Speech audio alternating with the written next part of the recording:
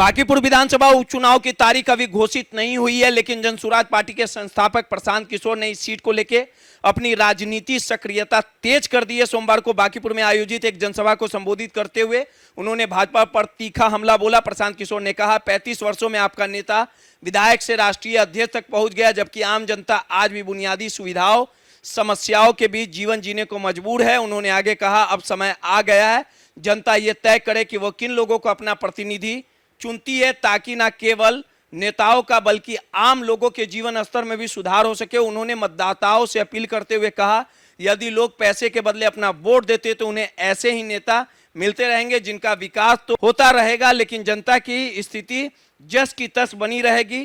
प्रशांत किशोर ने कहा, बांकीपुर का यह चुनाव केवल एक विधानसभा सीट का नहीं बल्कि जनता की आवाज और सरकार के कामकाज जनमत का प्रतीक है। आपको बता दें कि प्रशांत किशोर ने कहा कि बांकीपुर उपचुनाव में जनता के पास भाजपा को हराने का एक अवसर है। उन्होंने आगे कहा कि यदि इस सीट पर भाजपा की हार होती है तो इसका संदेश सीधे दिल्ली तक जाएगा।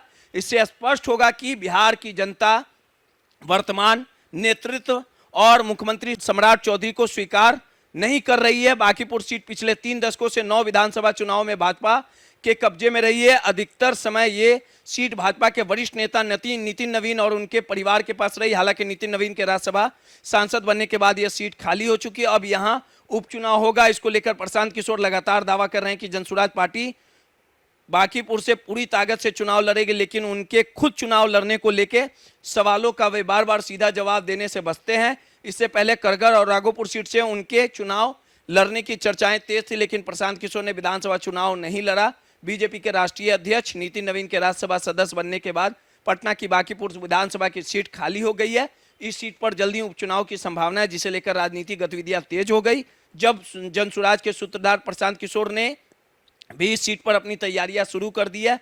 वह वार्ड स्तर आम लोगों के साथ तैयारियां बैठक कर रहे हैं। साथ ही गली मोहल्ले में अपनी टीम के कार्यकर्ताओं को सक्रिय कर दिया गया है, जो प्रतिदिन बड़ी संख्या में लोगों में संपर्क कर फीडबैक जुटा रहे हैं। इसी कड़ी में गुरुवार को बकरीद के अवसर पर भी प्रशांत किशोर की ओर से पटना के मीठापुर में भोज आयोजन किया गया, जिसमें राजनीतिक गलियारों में काफी चर्चाएं रही। आपको बता दें कि बांकीपुर सीट काफी हॉट सीट बन चुकी है और 2025 के विधानसभा चुनाव में जैसे ही नितिन नवीन राज्यसभा सांसद बने, बीजेपी के राष्ट्रीय अध्यक्ष बने, उसके बाद उनकी यह सीट खाली हो गई।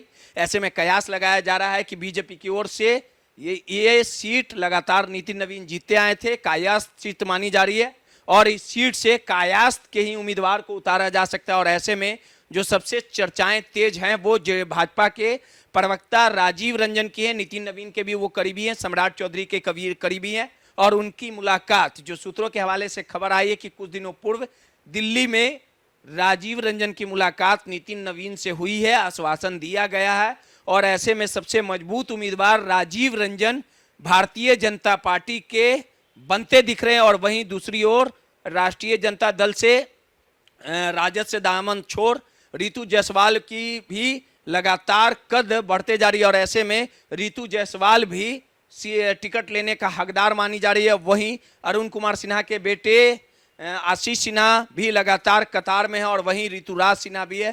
तो साफ तौर पे कहा जा सकता है कि राष्ट्रीय जनता दल रेखा गुप्ता जो पिछली दफा जिस पे दाव खेला था उसी को चुनावी मैदान में उतारती है, उन्हीं को उम्मीदवार बनाती है। और वहीं जनसुराज से इस बार चुनावी मैदान में प्रशांत किशोर की भी दावेदारी दिख रही है। यानी अगर राजीव रंजन को टिकट दिया जाता है तो सीधा मुकाबला जनसुराज, राष्ट्रीय जनता दल और भारतीय जनता पार्टी से होगा। ब्यूरो रिपोर्ट, माई पीडीएस समाचार।